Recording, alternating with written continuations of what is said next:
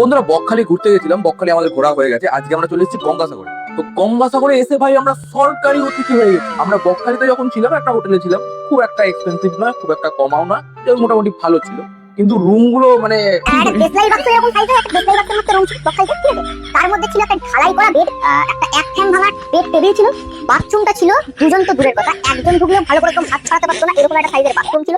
আর সেই সাইজের একটা ব্যালকনিও ছিল। আর একটা জিনিস যেটা দেখলাম বকখালিতে, যেটা আকর্ষণীয় জিনিস, ওদের রুমটার মানে বাথরুমে যেরকম একটা শাওয়ার ছিল, ঘরের মতো একটা শাওয়ার ছিল। কি সুন্দর ঠান্ডা একটা হাওয়া চলে যেতে, আবার দেখি জলও থাকছে। ঘরে ওটা এসি ছিল, ওটা এসি ছিল। কিন্তু গঙ্গাসাগরে এসে উঠেছি হচ্ছে সরকারি ইউথ হোস্টেল। তো যখন শুনেছিলাম সরকারি, তখন ভেবেছিলাম ওই বকখালির যা অবস্থা, বকখালির থেকেও কুরুচিকর অবস্থা হবে। তোমাদেরকে ঘরটা দেখিয়ে দিচ্ছি, আর তোমাদের যে বকখালির রুমটা বললাম, ওই রুমটার সাথে তোমরাই নিজে কম্পেয়ার করে দেখো, ঠিক আছে? এই হচ্ছে রুম, আমরা দেখতে পাচ্ছি না, বুঝতে পারবে, এই হচ্ছে রুম, এই হচ্ছে একটা পাখা, ওই হচ্ছে আর একটা পাখা, ওই হচ্ছে আমাদের শাওয়ার। ও মানে মানে ওটা ওটা এসি, ওটা এসি, ওটা এসি, ওটাতে জল পড়ে না। যথেষ্ট ভালো এসি, রীতিমতো আমরা পেঙ্গুইনে গেছিলাম।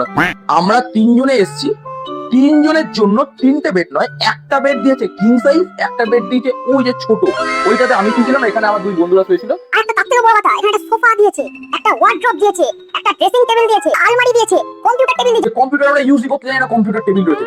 আর এই যে বাথরুমটা দেখছো, এই যে বাথরুম, এই বাথরুমের থেকে ছোট ছিল ওখানকার ঘরটা।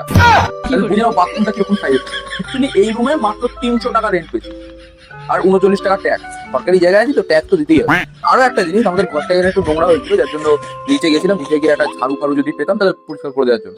তো নিচে ঝাড়ু নিতে গেছি, বলছে তোমরা কেন পরিষ্কার করবে, আমাদের হাউস কিপিং আছে, হাউস কিপিং তোমরা পরিষ্কার করে দিয়ে যাবে। বললাম হাউস কিপিং তো 10টার সময় আছে, আর আমাদের চেক আউট টাইম 10:30। ওই যতক্ষণ আসবে না ততক্ষণ আমাদেরকে রাখবে, আমরা পরিষ্কার করে দিয়ে যাবো, তোমাদের কিচ্ছু করতে হবে না, তোমরা শুধু খাও দাও ঘুমাও। মানে একেই বলা হয় সরকারি অতিথি।